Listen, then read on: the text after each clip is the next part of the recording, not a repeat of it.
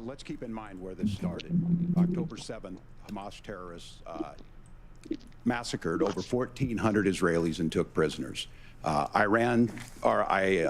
Israel's ability to be able to defend itself is absolutely fundamental. Getting its hostages back, fundamental, and ending the humanitarian crisis in Gaza. But the expansion of Israel and its proxies is an absolute fundamental necessity for the United States to have the steady leadership there. You saw it experienced today, where along with our Israeli partners and our coalition, able to stop the incoming attack. Oh yeah, come here. What's fundamental here is that steady leadership is going to matter. It's clear, and the world saw it on that debate stage a few weeks ago. A nearly 80-year-old Donald Trump talking about crowd sizes is not what we need in this moment. But it's not just that. It's those that were closest to Donald Trump that understand how dangerous he is when the world is this dangerous. His chief of staff, John Kelly, said that he was the most flawed human being he'd ever met. And both of his secretaries of defense and his national security advisors said he should be nowhere near the White House. Now, the person closest to them, Donald Trump, said he's unfit for the highest office. That was Senator Vance. What we've seen out of Vice President Harris is we've seen steady leadership. We've seen a calmness that is able to draw on the coalitions to bring them together. Understanding that our allies matter. When our allies see Donald Trump turn towards Vladimir Putin, turn towards North Korea, when we start to see that type of fickleness around holding the coalitions together, we will stay committed. And as the Vice President said today we will protect our forces and our allied forces, and there will be consequences. Governor, your time is up. Senator Vance, the same question. Would you support or oppose a preemptive strike by Israel on Iran? You have 2 minutes. So, Margaret, I want to answer the question. First of all, thanks, Governor. Thanks to CBS for hosting the debate. And thanks, most importantly, to the American people who are watching this evening and caring enough about this country to pay attention to this vice presidential debate. I want to answer the question, but I want to actually give an introduction to myself a little bit, because I recognize a lot of Americans don't know who either one of us are. I was raised in a working class family. My mother required food assistance for periods of her life. My grandmother required Social Security help to raise me. And she raised me in part because my own mother struggled with addiction for a big chunk of my early life. I went to college on the GI Bill after I enlisted in the Marine Corps and served in Iraq. And so I stand here asking to be your vice president with extraordinary gratitude for this country, for the American dream that made it possible for me to live my dreams. And most importantly, I know that a lot of you are worried about the chaos in the world and the feeling that the American dream is unattainable. I want to try to convince you tonight over the next 90 minutes that if we get better leadership in the White House, if we get Donald Trump back in the White House, the American dream is going to be attainable once again. Now, to answer this particular question, we have to remember that as much as Governor Walz just accused Donald Trump of being an agent of chaos, Donald Trump actually delivered stability in the world, and he did it by establishing effective deterrence. People were afraid of stepping out of line. Iran, which launched this attack, has received over $100 billion. What do they use that money for? They use it to buy weapons that they're now launching against our allies, and God forbid, potentially launching against the United States as well. Donald Trump recognized that for people to fear the United States, you needed peace through strength. They needed to recognize that if they got out of line, the United States global leadership would put stability and peace back in the world. Now, you asked about a preemptive strike, Margaret, and I want to answer the question. Look, it is up to Israel what they think they need to do to keep their country safe, and we should support our allies wherever they are when they're fighting the bad guys. I think that's the right approach to take with the Israel question. Thank you, Senator. Governor Walz, do you care to respond to any of the allegations? Well, look, Donald Trump was in office. We'll sometimes hear a revisionist history, but when Donald Trump was in office, it was Donald Trump who we had a coalition of nations that had boxed Iran's nuclear program in, the inability to advance it. Donald Trump pulled that program and put nothing else in its place. So Iran is closer to a nuclear weapon than they were before because of Donald Trump's fickle leadership. And when Iran shot down an American aircraft, I'll do J.D. Vance's notation, you'll do Walz. Because that's the standard diplomacy of Donald Trump. And when Iranian missiles did fall near U.S. troops and they received traumatic brain injuries, Donald Trump wrote it off as headaches. Look, our allies understand that Donald Trump is fickle. He will go to whoever has the most flattery or where it makes sense to him. Steady leadership like you witnessed today, like you witnessed in April. Both Iranian attacks were repelled. Our coalition is strong, and we need the steady leadership that Kamala Harris is providing. Senator Vance, the U.S. did have a diplomatic deal with Iran to temporarily pause parts of its nuclear program, and President Trump did exit that deal. He recently said, just 5 days ago, the U.S. must now make a diplomatic deal with Iran because the consequences are impossible. Did he make a mistake? You have 1 minute. Well, first of all, Margaret, diplomacy is not a dirty word, but I think that's something that Governor Walz just said is quite extraordinary. You yourself just said Iran is as close to a nuclear weapon today as they have ever been. And Governor Walz, you blame Donald Trump. Who has been the vice president for the last 3.5 years? And the answer is your running mate, not mine. Donald Trump consistently made the world more secure. Now, we talk about what, the sequence of events that led us to where we are right now, and you can't ignore October the 7th, which I appreciate Governor Walz bringing up. But when did Iran and Hamas and their proxies attack Israel? It was during the administration of Kamala Harris. So Governor Walz can criticize Donald Trump's tweets, but effective, smart diplomacy and peace through strength is how you bring stability back to a very broken world. Donald Trump has already done it once before. Ask yourself at home, when was the last time, I'm 40 years old, when was the last time that an American president didn't have a major conflict break out? The only answer is during the 4 years that Donald Trump was president. Gentlemen, we have a lot to get to. Nora? Margaret, thank you. Let's turn now to Hurricane Helene. The storm could become one of the deadliest on record. More than 160 people are dead and hundreds more are missing. Scientists say climate change makes these hurricanes larger, stronger, and more deadly because of the historic rainfall. Senator Vance, according to CBS News polling, 7 in 10 Americans and more than 60% of Republicans under the age of 45 favor the U.S. taking steps to try and reduce climate change. Senator, what responsibility would the Trump administration have to try and reduce the impact of climate change? I'll give you 2 minutes. Sure. So first of all, let's start with the hurricane, because it's an unbelievable, unspeakable human tragedy. I just saw today, actually, a photograph of 2 grandparents on a roof with a 6-year-old child, and it was the last photograph ever taken of them because the roof collapsed and those innocent people lost their lives. And I'm sure Governor Walz joins me in saying our hearts go out to those innocent people, our prayers go out to them, and we want as robust and aggressive as a federal response as we can get to save as many lives as possible, and then, of course, afterwards, to help the people in those communities rebuild. I mean, these are communities that I love. Some of them I know very personally in Appalachia, all across the Southeast. They need their government to do their job, and I commit that when Donald Trump is president again, the government will put the citizens of this country first when they suffer from a disaster. Now, Nora, you asked about climate change. I think this is a very important issue. Look, a lot of people are justifiably worried about all these crazy weather patterns. I think it's important for us, first of all, to say Donald Trump and I support clean air, clean water. We want the environment to be cleaner and safer. But one of the things that I've noticed some of our Democratic friends talking a lot about is a concern about carbon emissions, this idea that carbon emissions drives all of the climate change. Well, let's just say that's true, just for the sake of argument, so we're not arguing about weird science. Let's just say that's true.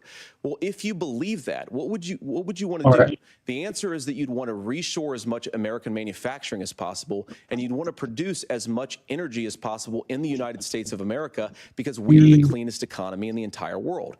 What have Kamala Harris's policies actually led to? More energy production in China, more manufacturing overseas, more doing business in some of the dirtiest parts of the entire world. And when I say that, I mean the amount of carbon emissions they're doing per unit of economic output. So if we actually care about getting cleaner air and cleaner water, the best thing to do is to double down and invest in American workers and the American people. And unfortunately, Kamala Harris has done exactly the opposite.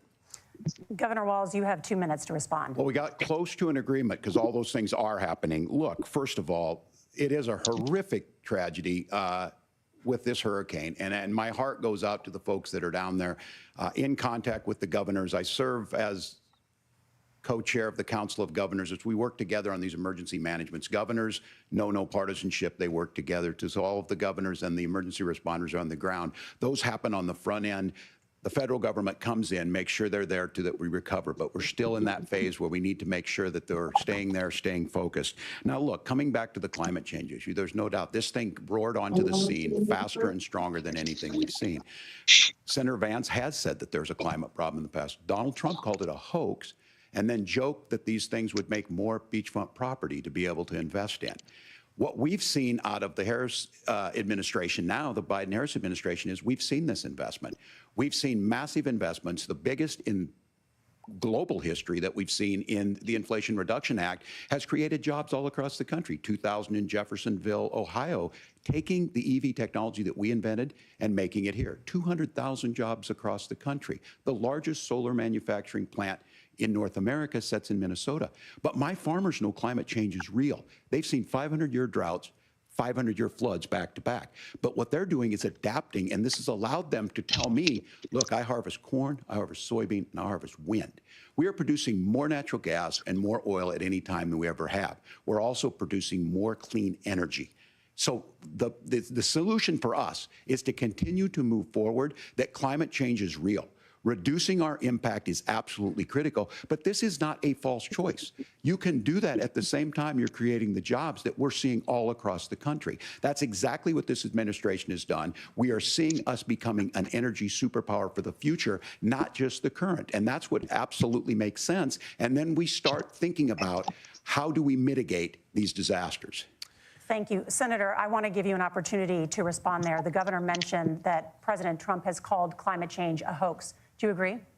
Well, look, what the president has said is that if the Democrats, in particular Kamala Harris and her leadership, if they really believe that climate change is serious, what they would be doing is more manufacturing and more energy production in the United States of America, and that's not what they're doing. So clearly, Kamala Harris herself doesn't believe her own rhetoric on this. If she did, she would actually agree with Donald Trump's energy policies. Now, something Governor Walz said I think is important to touch upon, because when we talk about clean energy, I think that's a slogan that often the Democrats will use here. And I'm talking, of course, about the Democratic leadership. And the real issue is that if you're spending hundreds of millions or even billions of dollars of American taxpayer money on solar panels that are made in China, number one, you're going to make the economy dirtier. We should be making more of those solar panels here in the United States of America. Some of them are, Tim, but a lot of them are being made overseas in China, especially the components that go into those solar panels. So if you really want to make the environment cleaner, you've got to invest in more energy production. We haven't built a nuclear facility, I think, one in the past 40 years. Senator. Natural gas, we got to invest more in it.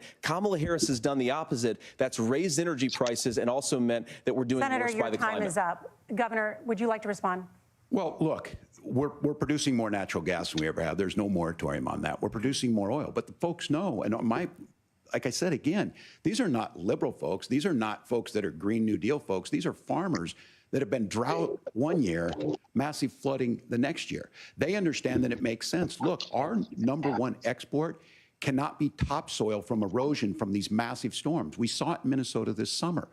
And thinking about how do we respond to that, we're thinking ahead on this. And what Kamala Harris has been able to do in Minnesota, we're starting to weatherproof some of these things. The infrastructure law that was passed allows us to think about mitigation in the future. How do we make sure that we're protecting by burying our power lines? How do we make sure that we're protecting lakefronts and things that we're seeing more and more of? But to call it a hoax and to take the oil company executives to Mar-a-Lago, say, give me money for my campaign, and I'll let you do whatever you want.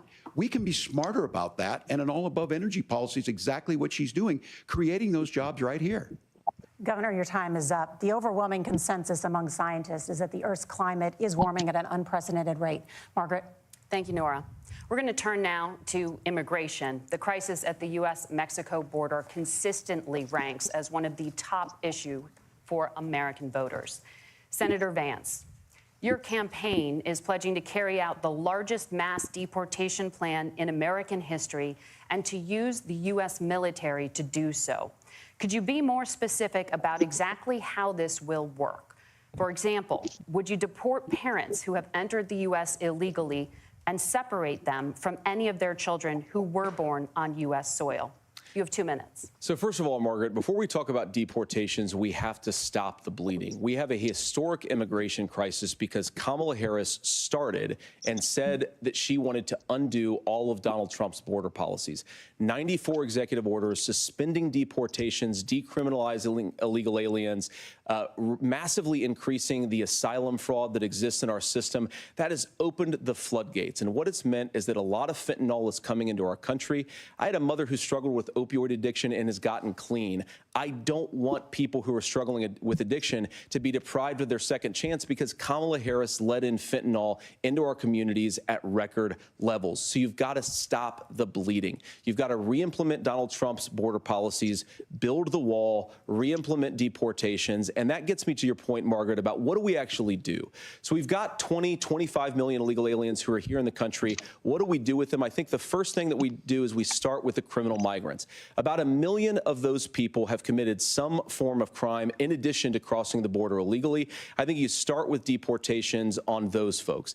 And then I think you make it harder for illegal aliens to undercut the wages of American workers. A lot of people will go home if they can't work for less than minimum wage in our own country. And by the way, that'll be really good for our workers who just want to earn a fair wage for doing a good day's work. And the final point, Margaret, is you ask about family separation. Right now in this country, Margaret, we have 320,000 children that the Department of Homeland Security has effectively lost. Some of them have been sex trafficked. Some of them hopefully are at homes with their families. Some of them have been used as drug trafficking mules. The real family separation policy in this country is unfortunately Kamala Harris's wide open southern border. And I'd ask my fellow Americans to remember when she came into office, she said she was going to do this. Real leadership would be saying, you know what, I screwed up. We're going to go back to Donald Trump's border policies. I wish that she would do that. It would be good for all of us. Governor, do you care to respond to any of those specific allegations, including that the vice president is, quote, letting in fentanyl and using kids as drug mules, among other things regarding children? The drug mule is not true, but I will say about this, about the fentanyl, because this is a crisis of this, the opioid crisis. And the good news on this is the last 12 months saw the largest decrease in opioid deaths in our nation's history, 30% decrease in Ohio. But there's still more work to do. But let's go back to this on immigration. Kamala Harris was the Attorney General of the largest state and a border state in California. She's the only person in this race who prosecuted transnational gangs for human trafficking and drug interventions. But look, we all want to solve this. Most of us want to solve this, and that is the United States Congress. That's the Border Patrol agents. That's the Chamber of Commerce. That's most Americans out here. That's why we had the fairest and the toughest bill on immigration that this nation's seen. It was crafted by a conservative senator from Oklahoma, James Lankford. I know him. He's super conservative, but he's a man of principle, wants to get it done. Democrats and Republicans worked on this piece of legislation. The Border Patrol said, this is what we need in here. These are the experts. And the Chamber of Commerce and the Wall Street Journal said, pass this thing. Kamala Harris helped get there. 1,500 new border agents, detection for drugs, DOJ money to speed up these the adjudications on this, just what America wants. But as soon as I was getting ready to pass and actually tackle this, Donald Trump said no, told them to vote against it because it gives him a campaign issue. It gives him what would Donald Trump talk about if we actually did some of these things? And they need to be done by the legislature. You can't just do this through the executive branch. So look, we have the options to do this. Donald Trump had 4 years. He had 4 years to do this. And he promised you, America, how easy it would be. I'll build you a big, beautiful wall, and Mexico will pay for it. Less than 2% of that wall got built, and Mexico didn't pay a dime. But here we are again, 9 years after he came down that escalator, dehumanizing people and telling them what he was going to do. As far as the deportation plan, at one point, Senator Vance said it was so unworkable to be laughable. So that's where we're at. Pass the bill, she'll sign it. Governor, your time is up. Senator, the question was, will you separate parents from their children, even if their kids are U.S. citizens? You have 1 minute. Margaret, my point is that we already have massive child separations thanks to Kamala Harris's open border. And I didn't accuse Kamala Harris of inviting drug mules. I said that she enabled the Mexican drug cartels to operate freely in this country. And we know that they use children as drug mules, and it is a disgrace, and it has to stop. Look, I think what Tim said just doesn't pass the smell test. For 3 years, Kamala Harris went out bragging that she was going to undo Donald Trump's border policy. She did exactly that. We had a record number of illegal illegal crossings. We had a record number of fentanyl coming into our country. And now that she's running for president, or a few months before, she says that somehow she got religion and cared a lot about a piece of legislation. The only thing that she did when she became the vice president, when she became the appointed border czar, was to undo 94 Donald Trump executive actions that opened the border. This problem is leading to massive problems in the United States of America. Parents who can't afford health care, schools that are overwhelmed. It's got to stop, and it will when Donald Trump is president again. Senator, your time is up. Governor, what about our CBS News polling, which does show that a majority of Americans, more than 50%, support mass deportations? Look, we fix this issue with a bill that is necessary, but the issue on this is what happens when you don't want to solve it. You demonize it. And we saw this, and Senator Vance, and it surprises me on this, talking about and saying, I will create stories to bring attention to this. That vilified a large number of people who were here legally in the community of Springfield. The Republican governor said, it's not true, don't do it. There's consequences for this. There's consequences. We could come together. Senator Langford did it. We could come together and solve this if we didn't let Donald Trump continue to make it an issue. And the consequences in Springfield were the governor had to send state law enforcement to escort kindergartners to school. I believe Senator Vance wants to solve this, but by standing with Donald Trump and not working together to find a solution, it becomes a talking point. And when it becomes a talking point like this, we dehumanize and villainize other human beings. Tim, Governor, your time is up. Senator, I'll give you 1 minute, but let me just ask you the question first. The governor has made the point, and I think as a sitting lawmaker, you know that Congress controls the purse strings and any funding. So you have said repeatedly that Donald Trump would, through executive action, solve this. Do you disagree that Congress controls the purse strings and would need to support many of the changes that you would actually want to implement? You have 1 minute. Look, Margaret, first of all, the gross majority of what we need to do at the southern border is just empowering law enforcement to do their job. I've been to the southern border more than our border czar, Kamala Harris, has been, and it's actually heartbreaking because the Border Patrol agents, they just want to be empowered to do their job. Of course, additional resources would help, but most of this is about the president and the vice president empowering our law enforcement to say, if you try to come across the border illegally, you've got to stay in Mexico, you've got to go back through proper channels. Now, Governor Walz brought up the community of Springfield, and he's very worried about the things that I've said in Springfield. Look, in Springfield, Ohio, and in communities all across this country, you've got schools that are overwhelmed. You've got hospitals that are overwhelmed. You have got housing that is totally unaffordable because we brought in millions of illegal immigrants to compete with Americans for scarce homes. The people that I'm most worried about in Springfield, Ohio, are the American citizens who have had their lives destroyed by Kamala Harris's open border. It is a disgrace, Tim. And I actually think, I agree with you. I think you want to solve this problem, but I don't think that Kamala Harris does. Senator, your time is up. Governor, you have 1 minute to respond. Yeah, well, it is law enforcement that asked for the bill. They helped craft it. They're the ones that supported it. That's because they know we need to do this. Look, this issue of continuing to bring this up, of not dealing with it, of blaming migrants for everything.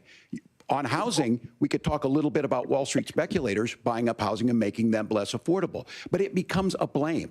Look, this bill also gives the money necessary to adjudicate. I agree, it should not take 7 years for an asylum claim to be done. This bill gets it done in 90 days. Then you start to make a difference in this, and you start to adhere to what we know, American principles. I don't talk about my faith a lot, but Matthew 25:40 talks about, to the least amongst us you do unto me. I think that's true of most Americans. They simply want order to it. This bill does it. It's funded. It's supported by the people who do it. And it lets us keep our dignity about how we treat other people.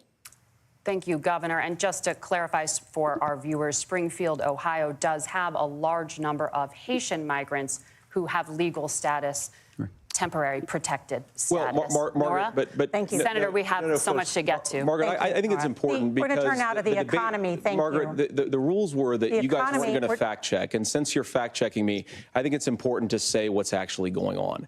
So there's an application called the CBP One app, where you can go on as an illegal migrant, apply for asylum or apply for parole, and be granted legal status at the wave of a Kamala Harris open border wand.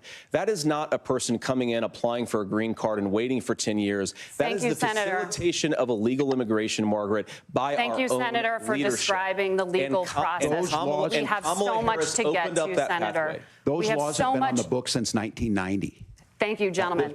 The CBP app has not been on the books since 1990. It's something that Kamala Harris created, Margaret. Gentlemen, the audience can't hear you because your mics are cut. We have so much we want to get to. Thank you for explaining the legal process. Nora. Thank you, Margaret. The economy is a top concern for voters. Each of your campaigns has released an economic plan, so let's talk about the specifics. Governor Walz, Vice President Harris unveiled a plan that includes billions in tax credits for manufacturing, housing, and a renewed child tax credit. The Wharton School says your proposals will increase the nation's deficit by $1.2 trillion. How would you pay for that without ballooning the deficit? Governor, I'll give you 2 minutes. Yeah, thank you. And Kamala Harris and I do believe in the middle class because that's where we come from. We both grew up in that. We understand. So those of you out there listening tonight, you're hearing a lot of stuff back and forth, and it's good. It's healthy. That's what this is supposed to happen. You should be listening. How's this going to impact me? The bold forward plan that Kamala Harris put out there is talking about this housing issue.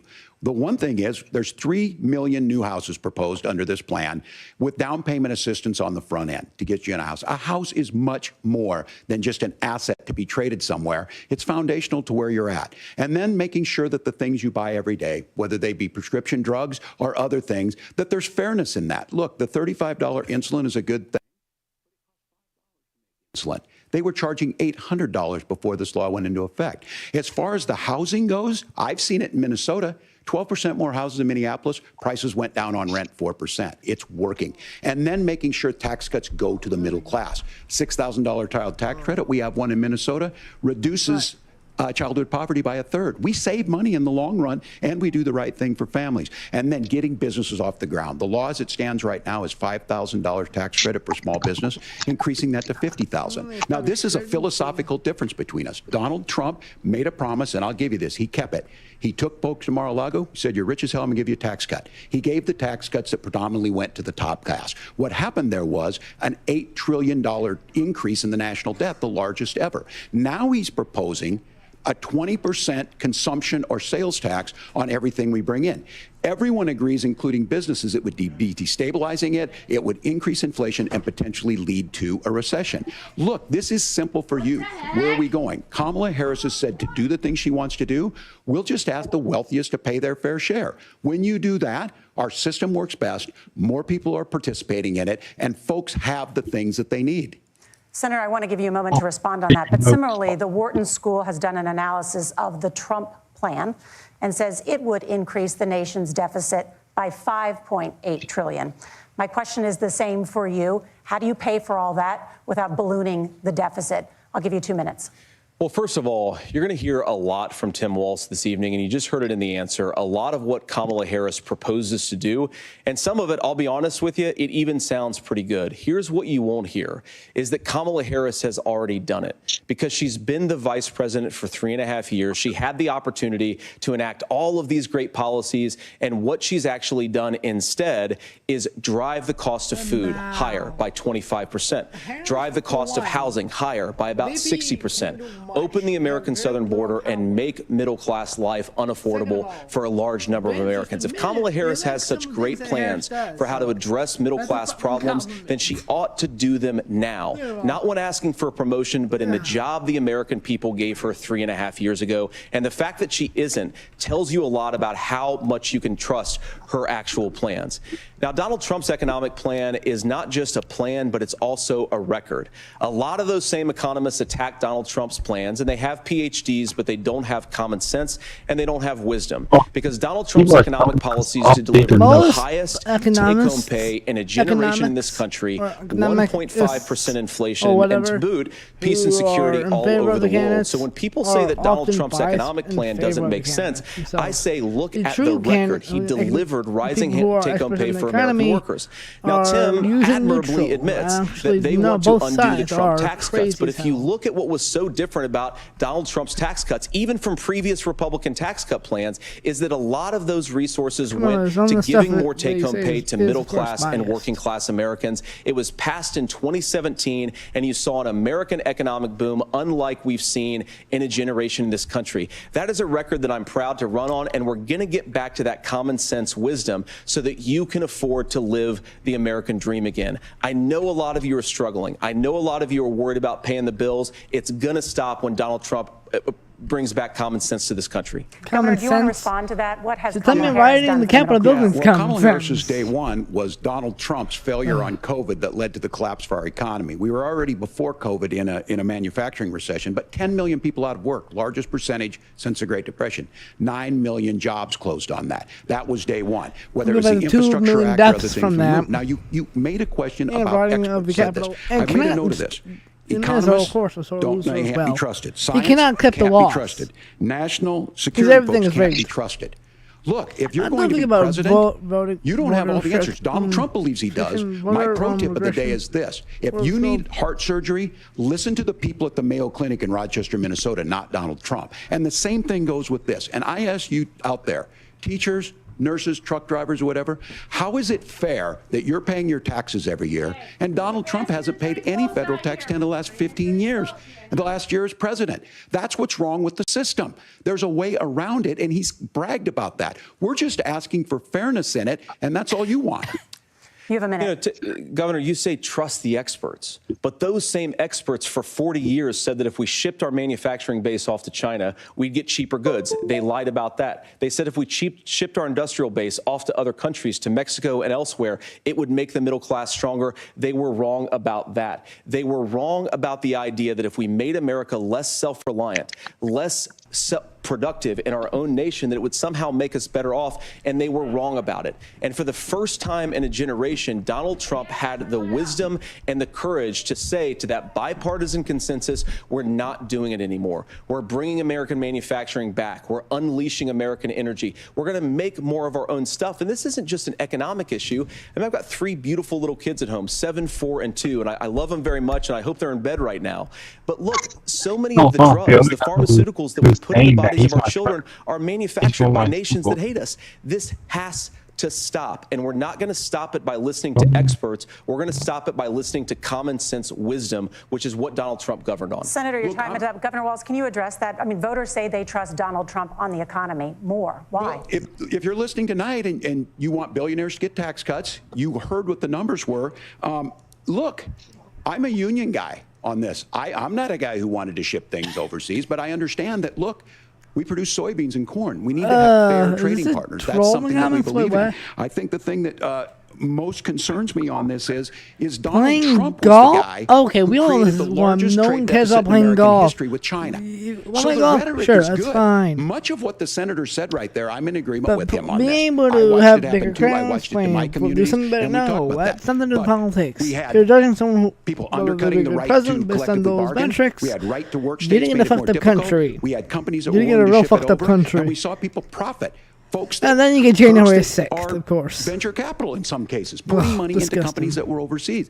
We're in agreement that we bring those home. The issue is Donald Trump is talking about it. Kamala Harris has a record, 250,000 more manufacturing jobs just out of the IRA. May I respond to that? Oh, yes. Jobs have been created. So appreciate bounce that. back So jobs if you notice, what Governor Walz just did is he said, first of back all, since Donald June Trump has to listen to the 2022, experts. Last and then 2.5 years the or so, experts screwed up, he all said, well, jobs Donald have Trump been didn't created do in the nearly last as good of a job 2.5 as years. the No, that's a statistics gross show generalization. that he did. Extra So what Tim Walz is created doing, jobs, and I not bounce honestly, back. Tim, I think you got a tough job first here few months, because you've got to about play a year and a half whack-a-mole. You've got to of pretend that Donald Trump presidency didn't deliver were, rising of course, take-home pay, drove them which of course he back. did. You've got to pretend that Donald now Trump it's didn't no deliver longer lower inflation, which of course he did. And then you've simultaneously got to defend Kamala Harris's atrocious economic record, which has made gas, groceries, and housing unaffordable for American citizens. I was raised by a woman who would sometimes go into medical debt so that she could put put food No, you're on not the letting me table in our Discord kitten. household. You weirdo. I know You're what Discord it's freak. like to not be able to afford the things that you need to afford.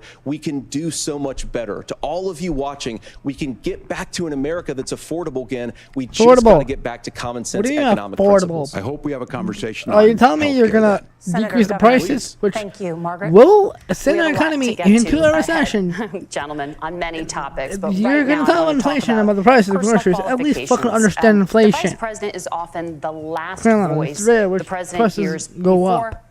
making Let's consequential want to send ourselves decisions. into recession. We want to And what ask the you hell about is your meow, meow, leadership meow, meow, meow, qualities. meow, meow, meow, Governor meow, meow, Walz, meow. you said you were in Hong Kong during the deadly Tiananmen Square protests in the spring of 1989.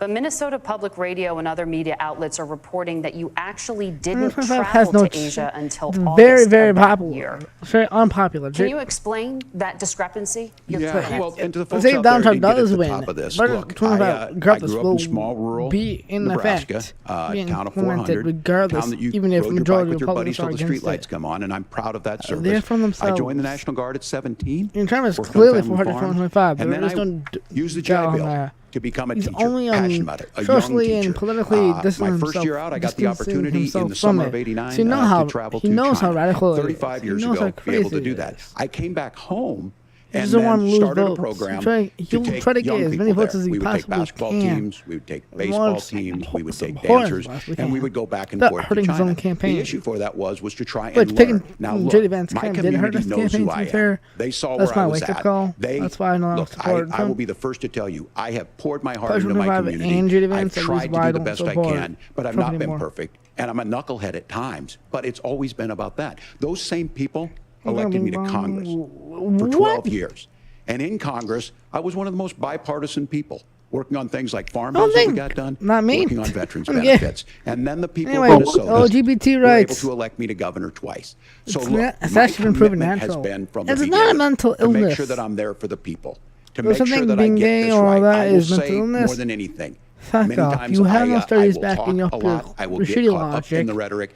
If you use but 1950 being there, studies, I'll the just impact it made, go back the up. difference it made in my life. Those I same learned a studies lot that about showed China. that I hear the supposedly critiques of smoking this. was I would healthy. make the case Most that doctors back in the Donald Trump should have 1950s come on one of those trips with suggested us. that smoking was I healthy. guarantee you he wouldn't be Is that the case praising anymore? Xi Jinping No. about COVID. Things change and our and I understanding of guarantee things you change. he wouldn't start a trade war that he ends Never up been the losing. same. So this is about trying to understand the world. Yeah, but It's about understanding trying something to sense. do the best you can The for your 50s. community. So, And then it's putting yourself don't out confuse them there the and same. letting your folks Also, don't understand think what about it the is. 50s. My commitment, Let's whether it be say through teaching, racial which I was segregation good at, existed. or whether it was Because being a of who good you soldier love. or was being a good member of Congress, those are the things that I think are the values that people care Communists were on the rise. Governor, just to follow Or up on that, people the still question was, World can War you II. explain Cold War was the happening. discrepancy? All I said on this was I got there that summer and misspoke on wait a this. minute. So I will I'm talking just. about Dwight Eisenhower. That's what I said.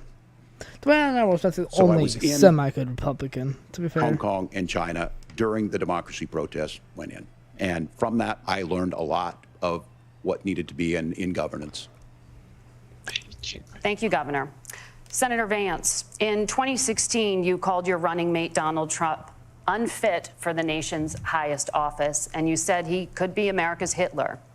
I know you've been asked many times, and you've said you regret those comments. That's probably the only and cities they know, explained you Jackie. then It's the voted only for Donald Chinese Trump in cities they know. 2020. But the Washington Post Well, reported Shanghai, new messages but last it's the week only in which cities you I know as also well. disparaged Trump's You know, I economic support record Lane. while he Jack was Bill. president. Writing to someone Say in we only have 2020, quote, notable Trump cities in China. thoroughly failed to deliver Oh, his then your economic mom's Hong populism. Kong. I'm gonna honk your mom's You're now his Kong. running mate, I'm gonna honk and your you've mom's shifted Kong. many of your policy stances to align with his.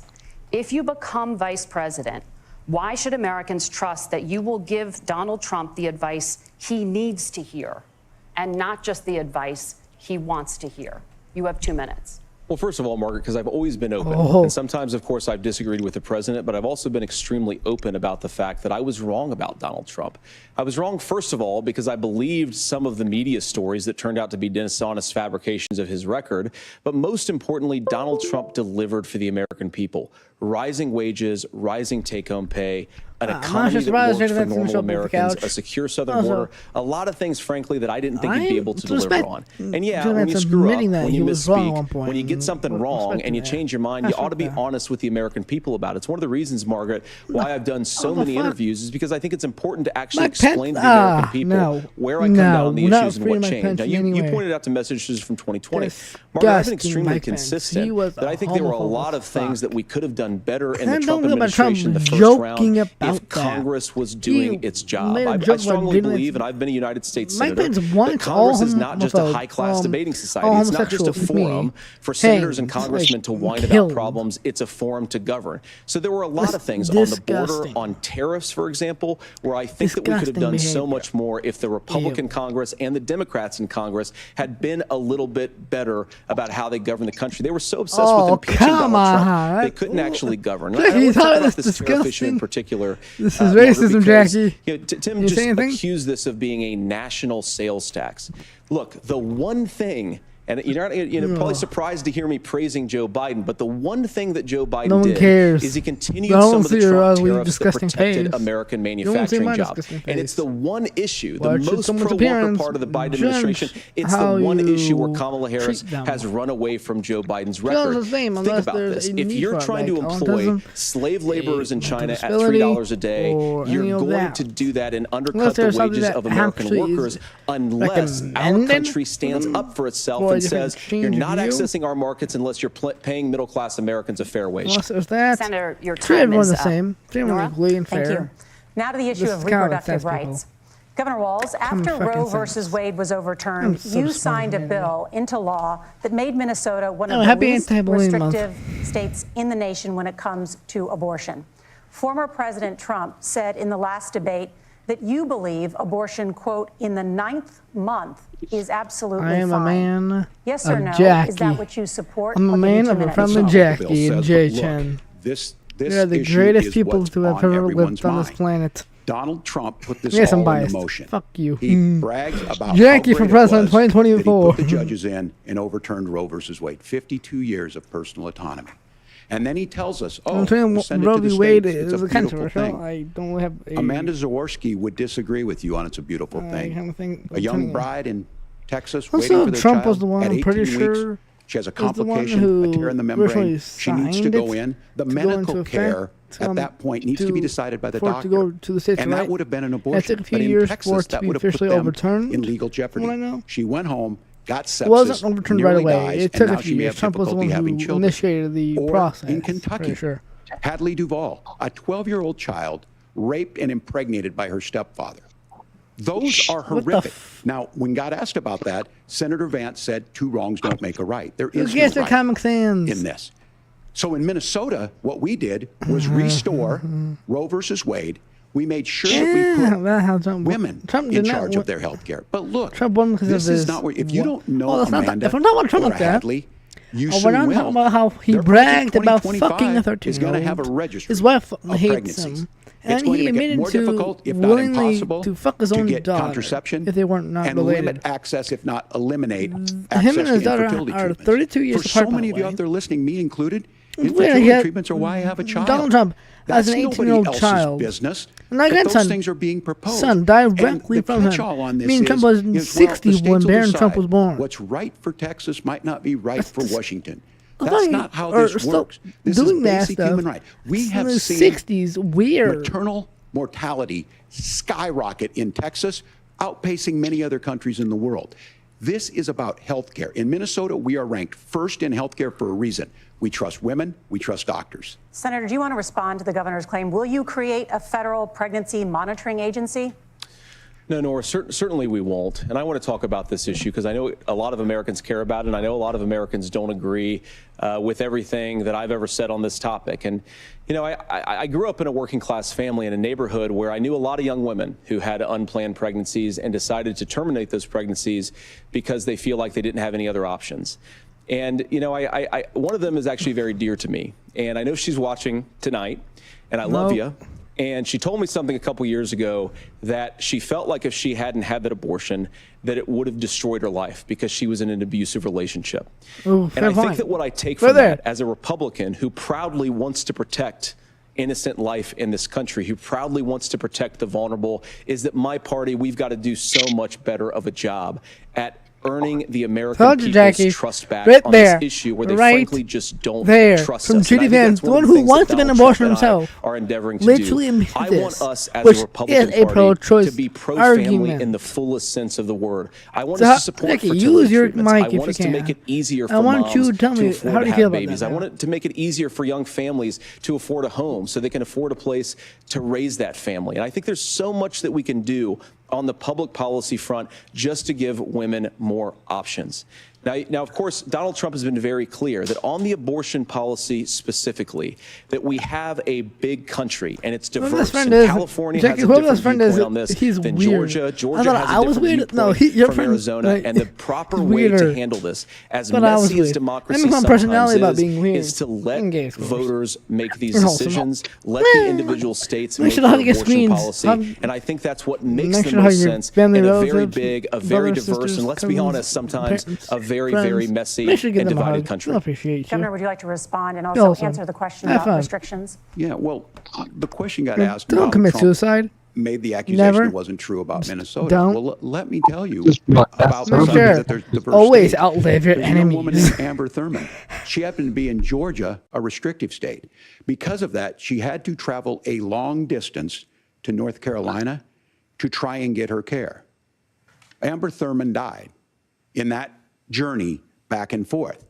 The fact of the matter is, how can we as a nation say that your life and your rights, as basic as the right to control your own body, is determined on geography? There's a very real chance, had Amber Thurman lived in Minnesota, she would be alive today. That's why the restoration of Roe versus Wade. When you listen to Vice President Harris talk about this subject and you hear me talk about it, you hear us talking exactly the same. Donald Trump is trying to figure out how to get the political right of this. I agree with a lot of what Senator Vance said about what's happening. His running mate, though, does not, and that's the problem. Governor, your time is up. Senator, let me ask you about that. He mentioned, I think, referring to a national ban. In the past, you have supported a federal ban on abortion after 15 weeks. In fact, you said if someone can't support legislation like that, quote, you are making the United States the most barbaric pro-abortion regime anywhere in the entire world. My question is, why have you changed your position?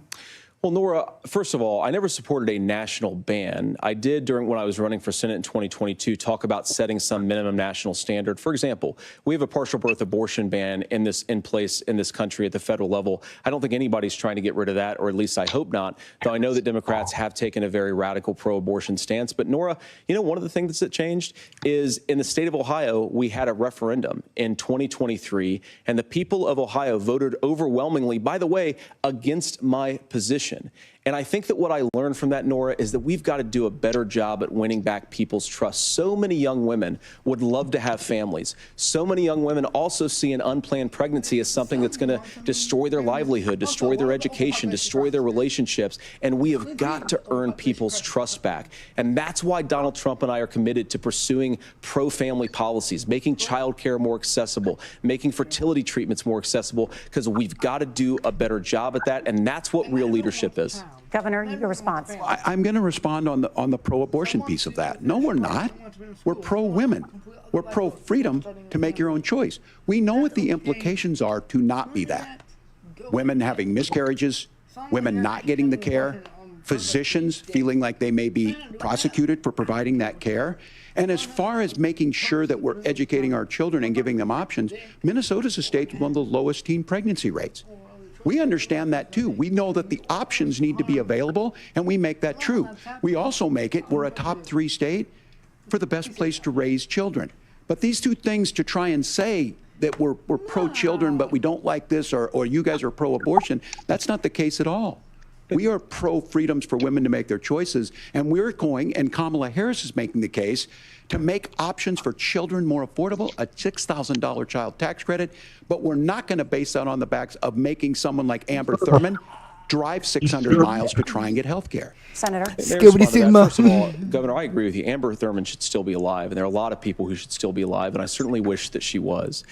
And maybe you're free to disagree with me on this and explain this to me, but as I read the Minnesota law that you signed into law, the statute that you signed into law, it says that a doctor who presides over an abortion where the baby survives, the doctor is under no obligation to provide life-saving care to a baby who survives a botched late-term abortion.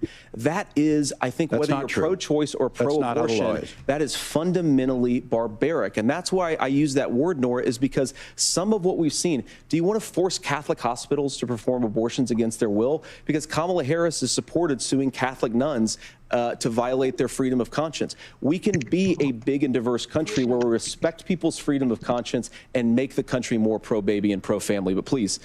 Yes, Governor, please respond. Look, this is one where there's always something there. This is a very simple proposition. These are women's decisions to make about their healthcare decisions, and the physicians who know best when they need to do this. Trying to distort the way a law is written to try and make a point, that's not it at all. What was I wrong about, Governor? Please tell me, what was I wrong about? That is not the way the law is written. Look, I've given but this... how? I've given this advice on a lot of things, that getting involved, getting engaged, that's been misread, and it was fact-checked at the last debate. But the point on this is there's a continuation of these guys to try and tell women or to get involved. I use this line on this, just mind your own business on this. Things worked best when Roe versus Wade was in place. When we do a restoration of Roe, that works best. That doesn't preclude us from increasing funding for children. It doesn't increase us from making sure that once that child's born, like in Minnesota, they get meals. They get early childhood education. They get health care. So the hiding behind we're going to do all these other things when you're not proposing them in your budget. Kamala Harris is proposing them. She's proposing all those things to make life easier for families. I asked a specific question, Governor. You gave me a slogan as a response. It's not the case. It's not true. That's not what the law says. So they fact-checked it with President Trump. Gentlemen, there's a lot to discuss. We have to move on, and we're going to be right back with much more of the CBS News vice presidential debate in just a moment.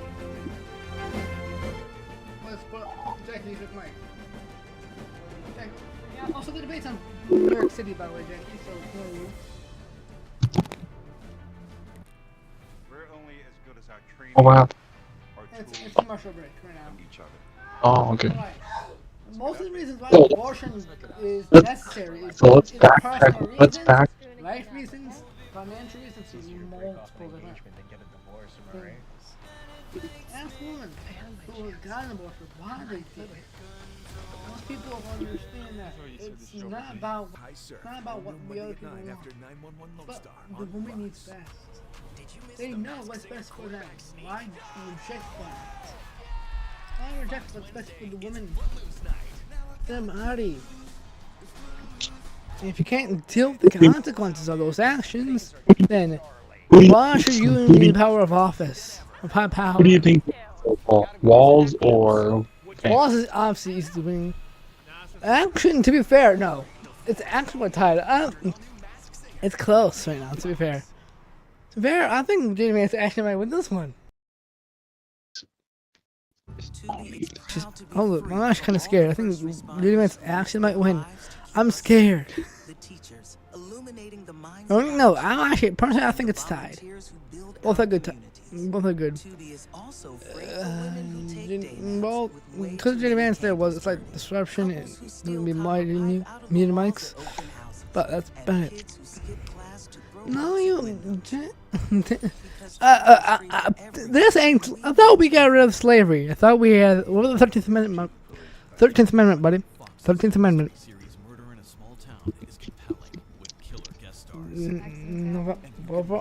5 weeks from today. Election. 5 weeks from today. My husband is missing. Yeah,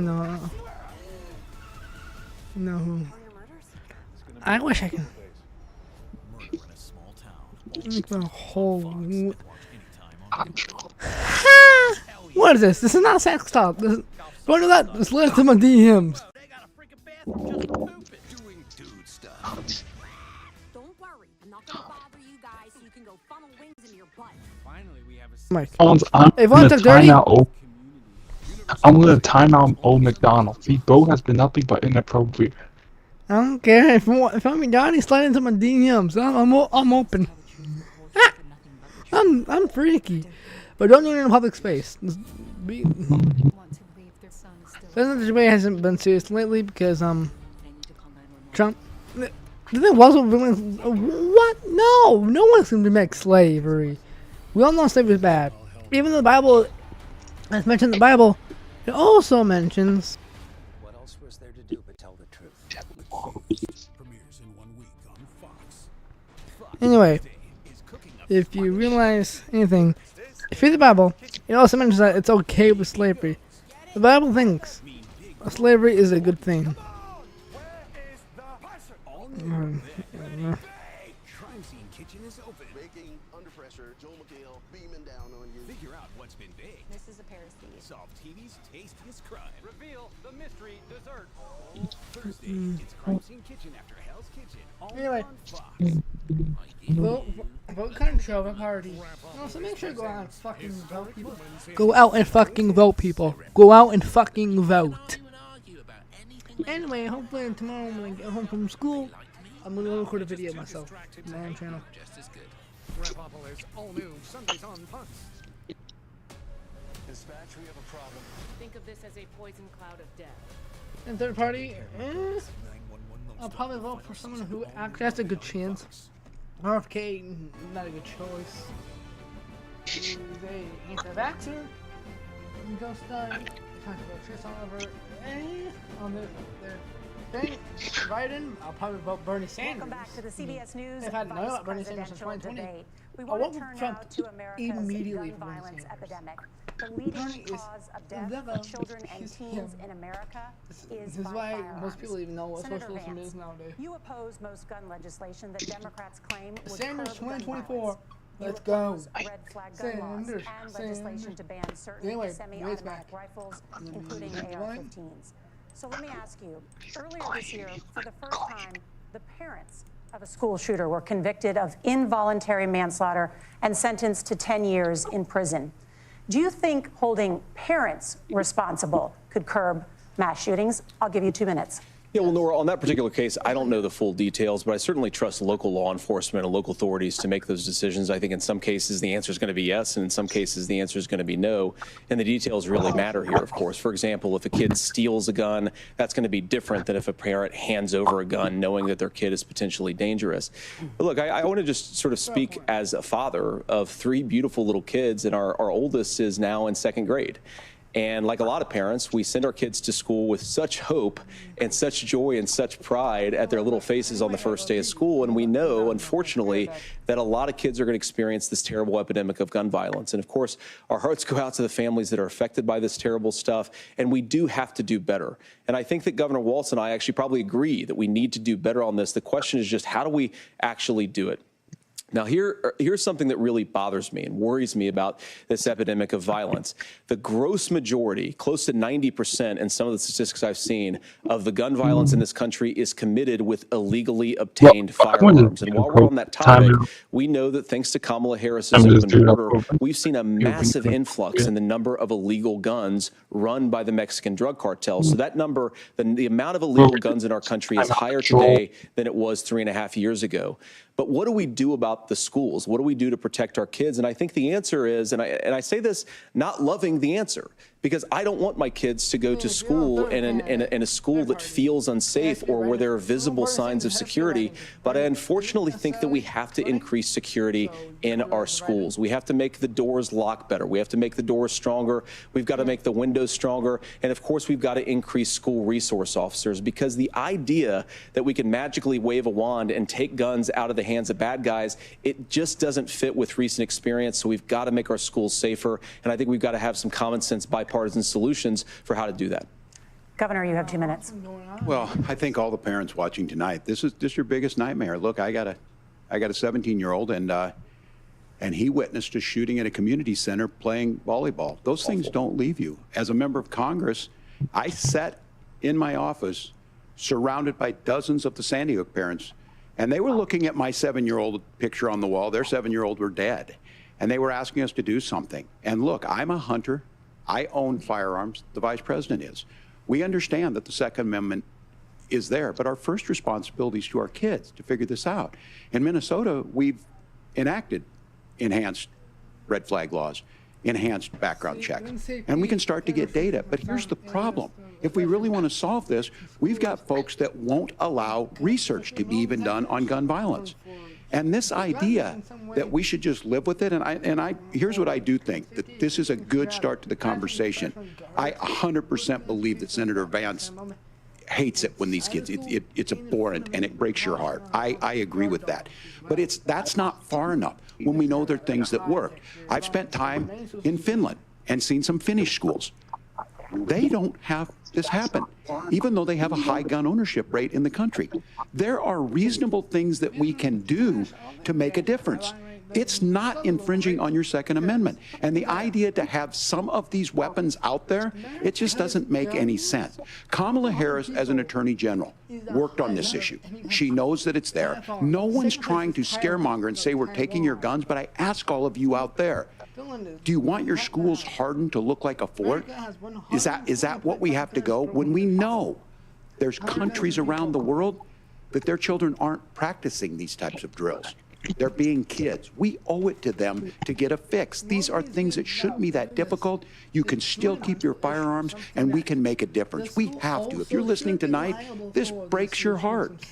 Senator. Tim, first of all, I didn't know that your 17-year-old witnessed a shooting. I'm sorry about that, and I hope that he's doing okay. Christ have mercy. It is awful. And I appreciate what Tim said, actually, about Finland, because I do think it illustrates some of the frankly, weird differences between our own country's gun violence problem and Finland. Is, okay, first of all, we have way higher rates of mental health abuse, or mental health substance abuse. We have way higher rates of depression, way higher rates of anxiety. We unfortunately have a mental health crisis in this country that I really do think that we need to get to the root causes of, because I don't think it's the whole reason why we have such a bad gun violence problem, but I do think it's a big piece of it. Another driver of the gun violence epidemic, especially that affecting our kids, it doesn't earn as many headlines, but is the terrible gun violence problem in a lot of our big cities. And this is why we have to empower law enforcement to arrest the bad guys, put them away, and take gun offenders off the streets. I think there's a whole host of things that we can do here, but I do think at our schools we've got to talk about more security. Senator, thank you. Governor, you previously opposed an assault weapons ban, but only later in your political career did you change your position. Why? Yeah, I sat in that office with those Sandy Hook parents. I've become friends with school shooters. I've seen it. Look, the NRA, I was an NRA guy for a long time. They used to teach gun safety. I'm of an age where my shotgun was in my car so I could pheasant hunt after football practice. That's not where we live today.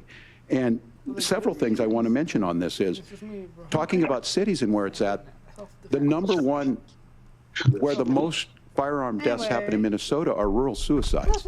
And we have an epidemic of children getting guns and shooting themselves. And so we have, and we should look at all of the issues, making sure folks have health care and all that, but I want to be very careful. This idea of stigmatizing mental health, just because you have a mental health issue doesn't mean you're violent. And I think what we end up doing is we start looking for a scapegoat. Sometimes it just is the guns. It's just the guns. And there are things that you can do about it. But I do think that this is one, and I think this is a healthy conversation. I think there's a capacity to find solutions on this that work, protect the Second Amendment, protect our children. That's our priority. Gentlemen, thank you. Margaret? Thank you, Nora. Let's turn now to the top contributor to inflation, the high cost of housing and rent. There's a shortage of more than 4 million homes in the United States, and that contributes to the high housing prices. Governor Walz, the Harris campaign promises a $25,000 down payment assistance for first-time home buyers and a $10,000 tax credit. They also promise to build 3 million new homes. Where are you building these homes, and won't handing out that kind of money just drive up prices higher? No, it's not handing out. We have, first, let me say this issue of housing, and I think those of you listening on this, the problem we've had is that we've got a lot of folks that see housing as another commodity. It can be bought up, it can be shifted, it can be moved around. Those are not folks living in those houses. Those of you listening tonight, that house is a big deal. I bought and owned one house in my life. My mom still lives in the house where I was. And when I think of a house, I'm thinking of Christmas services after midnight mass where you go with your family. We need to make it more affordable. And one of the things, as I said, this program that the Vice President is pushing forward and bringing a new way of approaching this is something we're doing in Minnesota from that lead. We in the state invested in making sure our housing was the biggest investment that we'd ever made in housing. It starts to make it easier. We cut some of the red tape. Local folks, look, we can't do it at the federal level, but local folks make it easier to build those homes. And then that down payment assistance. I can tell all of you out there, one of the, certainly for me, using the GI Bill was one thing, but a veteran's home loan, the big thing about a veteran's home loan is you don't have to pay the down payment.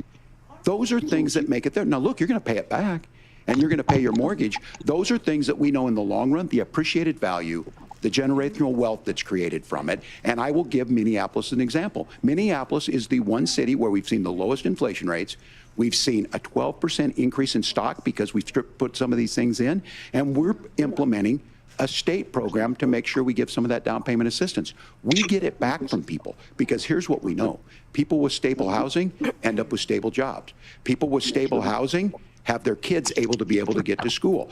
All of those things in the long run end up saving our money. And that's the thing that I think we should be able to find some common ground in, but we can't blame immigrants for the only reason. That's not the case that's happening in many cities. The fact of the matter is that we don't have enough naturally affordable housing, but we can make sure that the government's there to help kickstart it, create that base. Governor, your time is up. Senator Vance, as far as your campaign's position, the promise is to seize federal lands to build homes, remove regulation, provide tax breaks, and cut back on immigration, which you say pushes up prices. Where are you going to build all the new homes you're promising, and what part of any of this plan will provide immediate relief? You have 2 minutes. Well, first of all, Tim just said something that I agree with. We don't want to blame immigrants for higher housing prices, but we do want to blame Kamala Harris for letting in millions of illegal aliens into this country, which does drive up costs, Tim. 25 million illegal aliens competing with Americans for scarce homes is one of the most significant drivers of home prices in the country. It's why we have massive increases in home prices that have happened right alongside massive increases in illegal alien populations under Kamala Harris's leadership. Now, Tim just mentioned a bunch of ideas. Now, some of those ideas I actually think are halfway decent, and some of them I disagree with. But the most important thing here is Kamala Harris is not running as a newcomer to politics. She is the sitting vice president. If she wants to enact all of these policies to make housing more affordable, I invite her to use the office that the American people already gave her, not sit around and campaign and do nothing while Americans find the American dream of homeownership completely unaffordable. Now, you asked, Margaret, what would immediately change the equation for American citizens? If you lower energy prices, as Donald Trump says, drill, baby, drill, one of the biggest drivers of housing costs aside from illegal immigration is, think about it, if a truck driver is paying 40% more for diesel, then the lumber he's delivering to the job site to build the house is also going to become a lot more expensive. If we open up American energy, you will get immediate pricing relief for American citizens, not, by the way, just in housing, but in a whole host of other economic goods, too. Senator Vance, you still have 23 seconds there. Do you want to answer? Can I have it? Where, Governor, we will get to you in a moment. But Senator, where are you going to seize the federal lands? Can you clarify? Well, what Donald Trump has said is we have a lot of federal lands that aren't being used for anything. They're not being used for national park. They're not being used, and they could be places where we build a lot of housing. And I do think that we should be opening up building in this country. We have a lot of land that could be used. We have a lot of Americans that need homes. We should be kicking out illegal immigrants who are competing for those homes, and we should be building more homes for the American citizens who deserve to be here. Senator, your time is up. Governor, I do want to let you respond to the allegation that the vice president is letting in. Well, of course, that's not true. And again, you have the facts. I guess we agreed not to fact check. I'll check it. That, look, crossings are down compared to when Donald Trump left office. But it's, again, blaming and not trying to find the solution. I was going to ask, though, on this question, are we going to drill and build houses in the same federal land? And I think when people hear federal lands, these are really important pieces of land. Now, Minnesota doesn't have a lot of federal lands. I know in the western part of the countries we do. There's not a lot of federal lands in and around Minneapolis, for example. So the issue is I don't understand the federal lands issue unless we see this, and I worry about this as someone who cares deeply about our national parks and our federal lands. Look, Minnesota, We protect these things. We've got about 20% of the world's fresh water. These lands protect. They're there for a reason. They belong to all of us. But again, this is when you view housing and you view these things as commodities. Like, there's a chance to make money here. Let's take this federal land and let's sell it to people for that. I think there's better ways to do this. We've seen it in Minnesota. We're able to refurbish some of these houses. We're able to make some investments. That gets people in. And I'm still on the fact on this. Economists, Senator Vance, you said you don't like the economists. Which economists are saying that it is immigrants that's adding to the cost? Governor, your time is up. But Senator, on that point, I'd like for you to clarify. There are many contributing factors to high housing costs. What evidence do you have that migrants are part of this problem? Well, there's a Federal Reserve study that we're happy to share after the debate. We'll put it up on social media, actually, that really drills down on the connection between increased levels of migration, especially illegal immigration, and higher housing prices. Now, of course, Margaret, that's not the entire driver of higher housing prices. It's also the regulatory regime of Kamala Harris. Look, we are a country of builders. We're a country of doers. We're a country of explorers.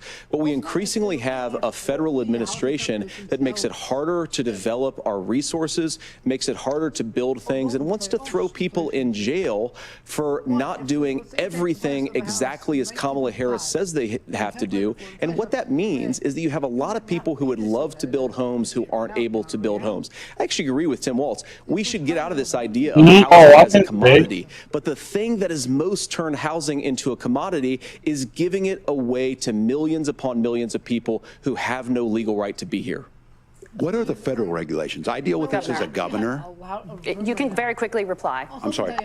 I get this as a governor, and I don't necessarily disagree with that, that in some cases, many of those are local. Many of them are state. I don't know which ones are federal, but I think whenever we talk regulations, people think they can get rid of them. I think you want to be able to get out of your house in a fire. I think you want to make sure that it's fireproof and those types of things. So which are the regulations? Because the vice president's not responsible for those. Congress writes those. Governor, thank you. Gentlemen, we have a lot to get to. You're passionate about the housing crisis, I can tell. But Nora? Thank you. One of the top problems facing Americans is the high cost of health care. Senator Vance, at the last presidential debate, former President Trump was asked about replacing the Affordable Care Act. In response, he said, "I have concepts of a plan."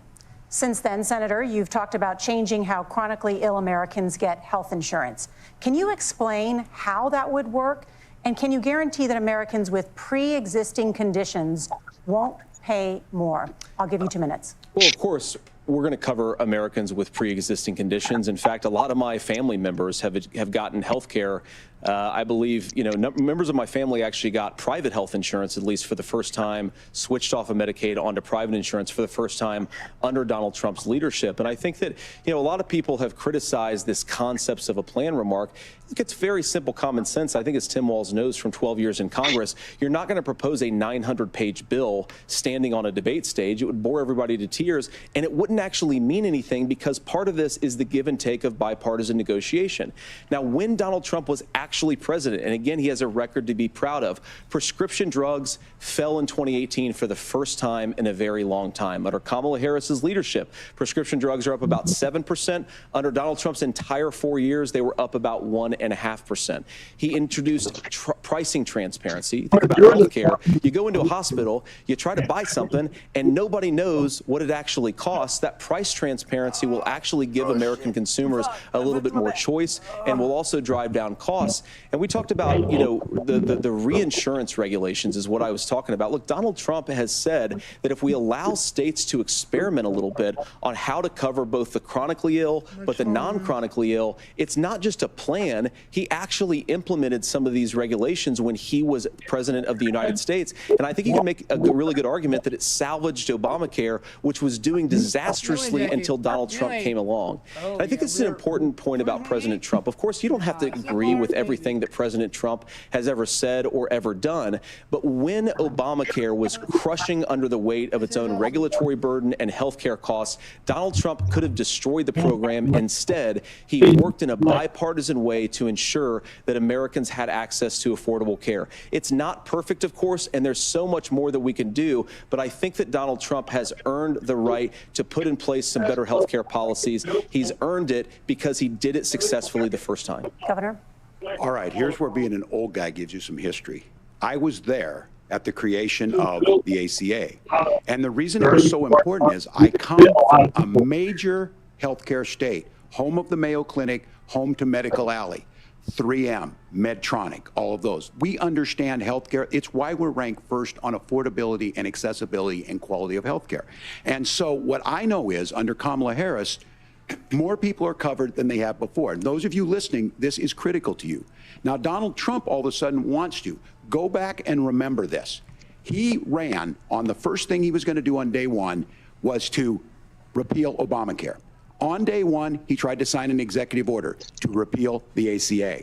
He signed on to a lawsuit to repeal the ACA, but lost at the Supreme Court. And he would have repealed the ACA had it not been for the courage of John McCain to save that bill.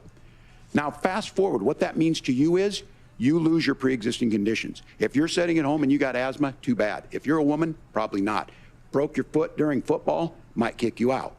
Your kids get kicked out when they're 26.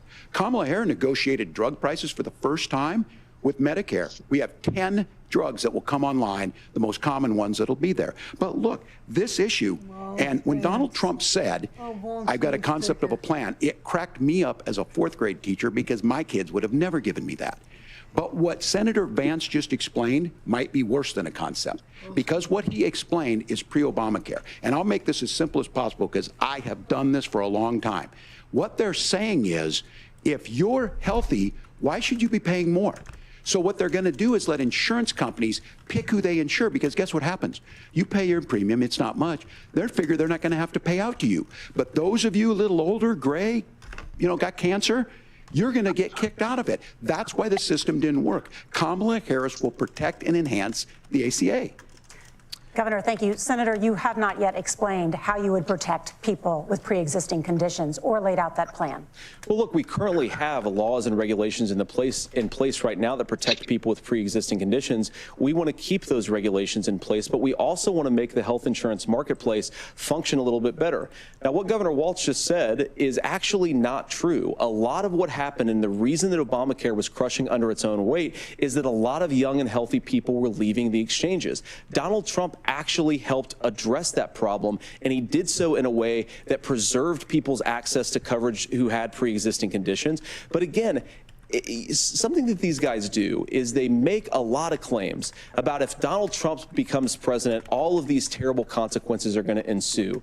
But in reality, Donald Trump was president. Inflation was low. Take-home pay was higher. And he saved the very program from a Democratic administration that was collapsing and would have collapsed absent his leadership. He did his job, which is govern in a bipartisan way and get results, not just complain about problems, but actually solve them. Governor, did enrollment under the Affordable Care Act go up under the Trump administration? It's higher now that we've seen it go up. Look, people are using it. The system works. And the question about this of young people or whatever, that's the individual mandate piece of this. And Republicans fought tooth and nail saying, well, Americans should be free to do this. Well, then what happens is... So you think the individual mandate's a good idea? You shrink. I think the idea of making sure the risk pool is broad enough to cover everyone, that's the only way insurance works. When it doesn't, it collapses. You are asking pre-ACA where we get people out. Look, people know that they need to be on health care. People expect it to be there. And when we are able to make it, and we are making it this way, when we incentivize people to be in the market, when we help people who might not be able to afford it get there, and we make sure then when you get sick and old, it's there for you. Because I heard people say, well, I don't want to buy into Medicare or whatever. Good luck buying health care once you get past 70. So look, the ACA works. We can continue to do better. Kamala Harris did that. The way she made everything better was negotiating those 10 drugs on Medicare for the first time in American history. Thank you. Margaret? Can I address that? I apologize. We're out of time. We have a number of subjects to discuss. Margaret? Let's talk about families in America. There is a child care crisis in this country, and the United States is one of the very few developed countries in the world without a national paid leave program for new parents. Governor Walz, you said that if Democrats win both the White House and Congress, this is a day one priority for you. How long should employers be required to pay workers while they are home taking care of their newborns? You have 2 minutes. Yeah, well, that's negotiable, and that's what Congress worked. But here's what the deal is. Americans sitting out there right now, you may work for a big company. Look, we're home in Minnesota to some of the largest Fortune 500 companies. Kamala Harris knows that in California. Those companies provide paid family and medical leave. One is, I think they're moral and they think it's a good thing, but it also keeps their employees healthy.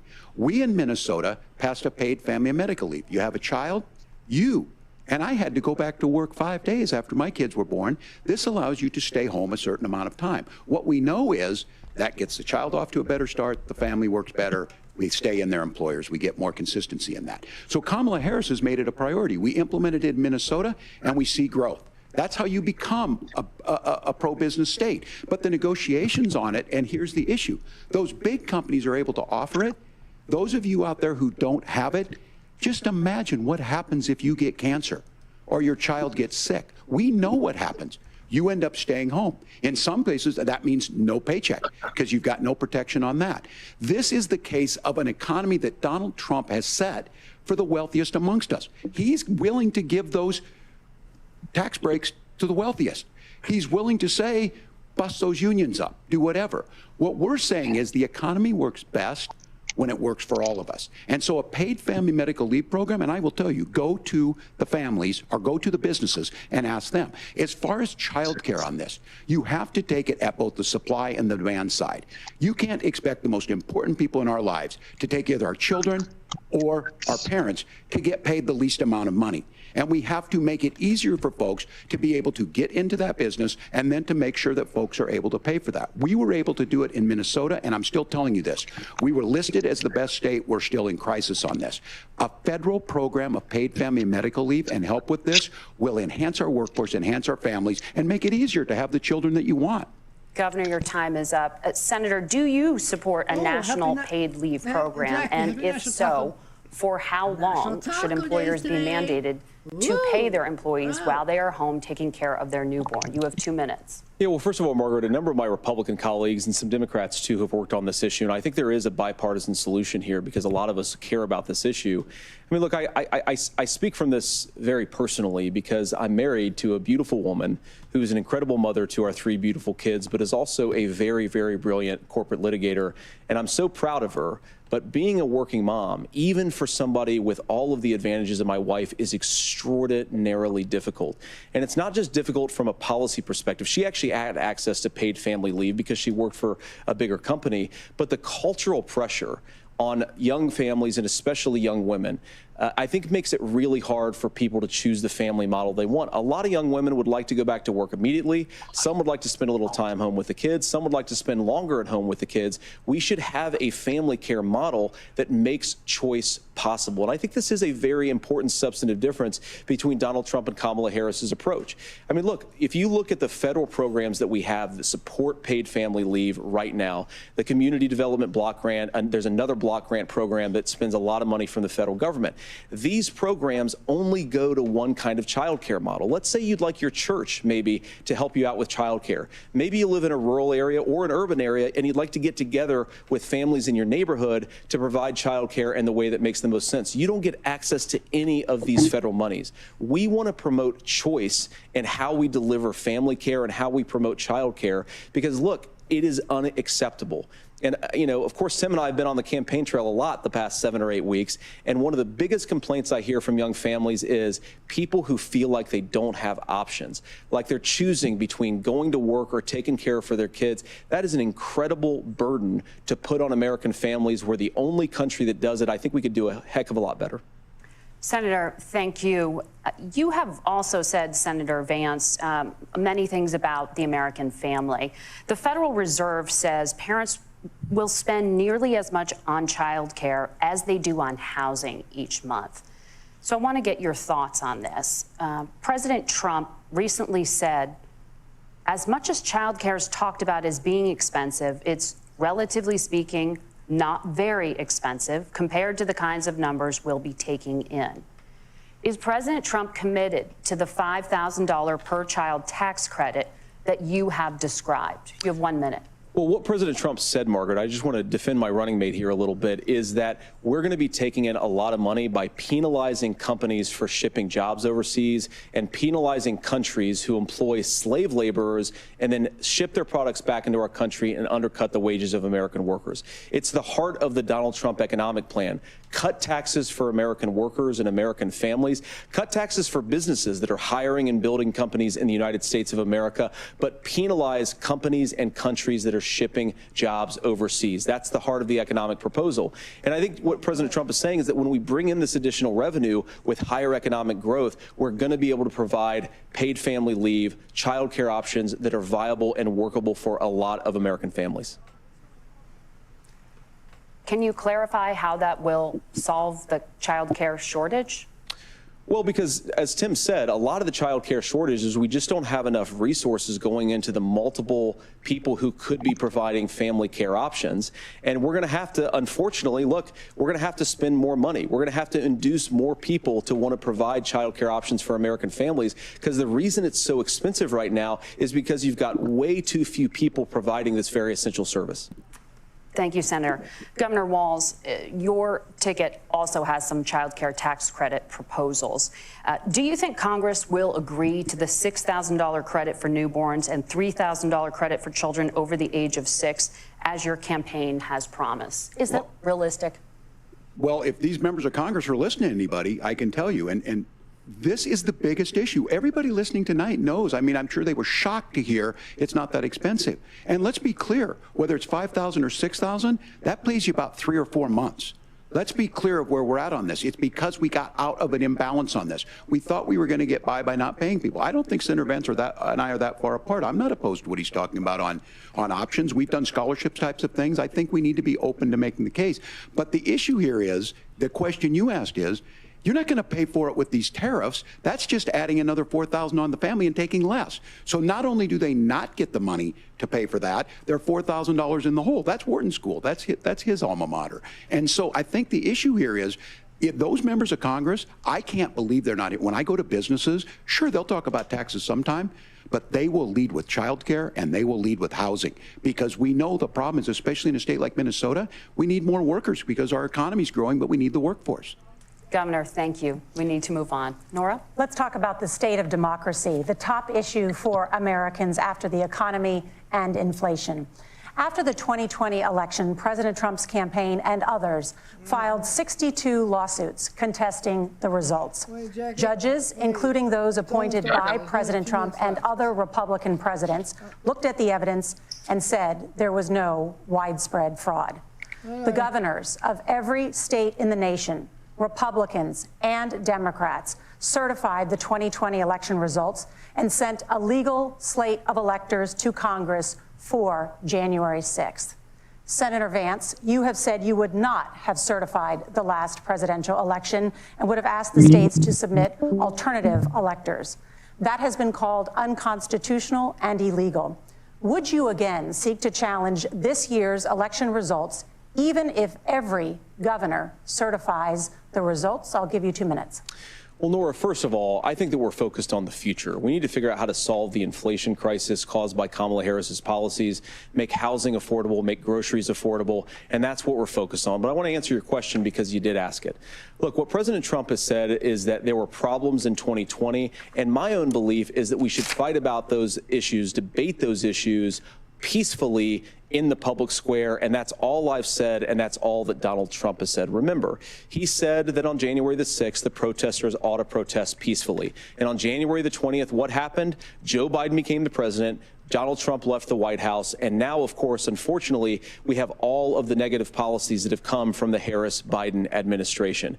I believe that we actually do have a threat to democracy in this country, but unfortunately, it's not the threat to democracy that Kamala Harris and Tim Walz want to talk about. It is the threat of censorship. It's Americans casting aside lifelong friendships because of disagreements over politics. It's big technology companies silencing their fellow citizens. And it's Kamala Harris saying that rather than debate and persuade her fellow Americans, she'd like to censor people who engage in misinformation. I think that is a much bigger threat to democracy than anything that we've seen in this country in the last 4 years, in the last 40 years. Now, I'm really proud, especially given that I was raised by two lifelong blue-collar Democrats, to have the endorsement of Bobby Kennedy Jr. and Tulsi Gabbard, lifelong leaders in the Democratic coalition. And of course, they don't agree with me and Donald Trump on every issue. We don't have to agree on every issue, but we're united behind a basic American First Amendment principle that we ought to debate our differences. We ought to argue about them. We ought to try to persuade our fellow Americans. Kamala Harris is engaged in censorship at an industrial scale. She did it during COVID. She's done it over a number of other issues. And that, to me, is a much bigger threat to democracy than what Donald Trump said when he said that protesters should peacefully protest on January the 6th. Governor? Well, I've enjoyed tonight's debate, and I think there was a lot of commonality here. And I'm sympathetic to misspeaking on things, and I think I might have with the senator. Me too, man. There's one though that this one is troubling to me, and I say that because I think we need to tell the story. Donald Trump refused to acknowledge this, and the fact is that I don't think we can be the frog in the pot and let the boiling water go up. He was very clear. I mean, he lost this election, and he said he didn't. 140 police officers were beaten at the Capitol that day. Some with the American flag, several later died. And it wasn't just in there. In Minnesota, a group gathered on the state capitol grounds in St. Paul and said, we're marching to the governor's residence and there may be casualties. The only person there was my son and his dog, who was rushed out crying by state police. That issue, and Mike Pence standing there as they were chanting, hang Mike Pence. Mike Pence made the right decision. So, Senator, it was adjudicated over and over and over. I worked with kids long enough to know, and I said as a football coach, sometimes you really want to win, but the democracy is bigger than winning an election. You shake hands, and then you try and do everything you can to help the other side win. That's what was at stake here. Now, the thing I'm most concerned about is the idea that imprisoning your political opponents, already laying the groundwork for people not accepting this. And a president's words matter. A president's words matter. People hear that. So I think this issue of settling our differences at the ballot box, shaking hands when we lose, being honest about it, but to deny what happened on January 6th, the first time in American history that a president or anyone tried to overturn a fair election and the peaceful transfer of power. And here we are 4 years later in the same boat. I will tell you this, that when this is over, we need to shake hands this election, and the winner needs to be the winner. This has got to stop. It's tearing our country apart. Margaret? Senator Vance, did you want to respond to that? Yeah, well, look, Tim, first of all, it's really rich for Democratic leaders to say that Donald Trump is a unique threat to democracy when he peacefully gave over power on January the 20th, as we have done for 250 years in this country. We are going to shake hands after this debate and after this election. And of course, I hope that we win, and I think we're going to win. But if Tim Walz is the next vice president, he'll have my prayers, he'll have my best wishes, and he'll have my help whenever he wants it. But we have to remember that for years in this country, Democrats protested the results of elections. Hillary Clinton in 2016 said that Donald Trump had the election stolen by Vladimir Putin because the Russians bought like $500,000 worth of Facebook ads. This has been going on for a long time. And if we want to say that we need to respect the results of the election, I'm on board. But if we want to say, as Tim Walz is saying, that this is just a problem that Republicans have had, I don't buy that. Governor. January 6th was not Facebook ads. And I think a revisionist history on this. Look, I don't understand how we got to this point. But the issue was that happened. Donald Trump can do it. And all of us say there's no place for this. It has massive repercussions. This idea that there's censorship to stop people from threatening to kill someone, threatening to do something, that's not censorship. Censorship is book banning. We've seen that. We've seen that brought up. I just think for everyone tonight, and I'm going to thank Senator Vance. I think this is the conversation they want to hear. And I think there's a lot of agreement. But this is one that we are miles apart on. This was a threat to our democracy in a way that we had not seen. And it manifested itself because of Donald Trump's inability to say. He is still saying he didn't lose the election. I would just ask that. Did he lose the 2020 election? Tim, I'm focused on the future. Did Kamala Harris censor Americans from speaking their mind in the wake of the 2020 COVID situation? That is a damning non-answer. It's a damning non-answer for you to not talk about censorship. Obviously, Donald Trump and I think that there were problems in 2020. We've talked about it. I'm happy to talk about it further. But you guys attack us for not believing in democracy. The most sacred right under the United States democracy is the First Amendment. You yourself have said there's no First Amendment right to misinformation. Kamala Harris wants to use the power of government and big tech to silence people from speaking their minds. That is a threat to democracy that will long outlive this present political moment. I would like Democrats and Republicans to both reject censorship. Let's persuade one another. Let's argue about ideas, and then let's come together afterwards. You can't yell fire in a crowded theater. That's the test. That's the Supreme Court test. Tim, fire in a crowded theater. You guys wanted to kick people off of Facebook for saying that toddlers shouldn't wear masks. Senator, the governor does have the floor. Fire in a crowded theater. That is criticizing the policies of the government, which is the right of every American. Senator, the governor does have the floor for 1 minute to respond to you. Yeah. Well, I don't run Facebook. What I do know is I see a candidate out there who refused, and now again, and this, I'm pretty shocked by this. He lost the election. This is not a debate. It's not anything anywhere other than in Donald Trump's world. Because look, when Mike Pence made that decision to certify that election, that's why Mike Pence isn't on this stage. What I'm concerned about is, where is the firewall with Donald Trump? Where is the firewall if he knows he could do anything, including taking an election, and his vice president's not going to stand to it? That's what we're asking you, America. Will you stand up? Will you keep your oath of office, even if the president doesn't? And I think Kamala Harris would agree. She wouldn't have picked me if she didn't think I would do that, because of course that's what we would do. So America, I think you've got a really clear choice on this election of who's going to honor that democracy and who's going to honor Donald Trump. Governor, your time is up. Thank you, gentlemen. We will be right back with both of our candidates. The CBS News vice presidential debate continues.